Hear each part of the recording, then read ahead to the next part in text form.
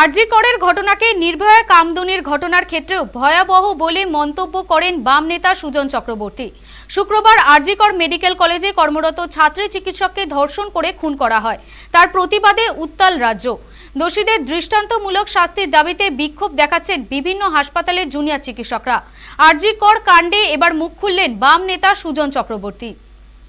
আরজি করের ডাক্তার পড়ুয়া যিনি খুন হয়েছেন, ভয়াবহ সে ঘটনা। নির্ভয়া কাণ্ডের চেয়েও ভয়াবহ, কামদুনির চেয়েও ভয়াবহ। সেইখানে মুখ্যমন্ত্রী গেলেন 4 দিন পর। আজকে গিয়ে কী বললেন? পুলিশকে দায়িত্ব দিয়েছি, পুলিশ যদি ঠিকমতো করতে না পারে তাহলে রোববারের পর সিবিআইকে দেব। হঠাৎ রোববার বললেন কেন? মুখ্যমন্ত্রী নিশ্চিত হয়েছেন যে রাজ্যের পুলিশ তথ্য প্রমাণ মোটামুটি লোপাট করে ফেলেছে। আরেকবার পোস্টমর্টমের কোনো সুযোগও রাখেনি, বাকি তথ্য প্রমাণ লোপাট করে ফেলেছে।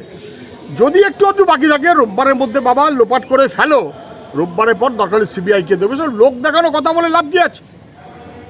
মুখ্যমন্ত্রী এর আগে বলেছিলেন, আরও 2 দিন আগে বলেছিলেন সিবিআইকে দিলে আমার আপত্তি নেই। আমরা সঙ্গে সঙ্গে বলেছিলাম সিবিআইকে দিলে ওনার আপত্তি অথবা আপত্তির কোশ্চেন নয়, সিবিআইকে দেওয়াটা ওনার দায়িত্ব, দেওয়া অথবা না দেওয়াটা। উনি দেননি, উনি হাতে রেখে দিয়েছেন। এবং তারপরে এখন বুঝে গেছেন যে মানুষরা বিশ্বাস করছে না পুলিশের তদন্ত, মানুষ বিশ্বাস করছে না কলেজ যেভাবে চলেছে। এই মৃত্যুর দায় স্বাস্থ্য মন্ত্রক এড়িয়ে যেতে পারে না, এই খুনের দায় পুলিশ মন্ত্রক এড়িয়ে যেতে পারে না। উনি পুলিশের মন্ত্রী, উনি স্বাস্থ্যের মন্ত্রী। কোন লজ্জায় এখনও স্বাস্থ্য মন্ত্রক আর পুলিশ মন্ত্রক উনি ধরে রেখেছেন?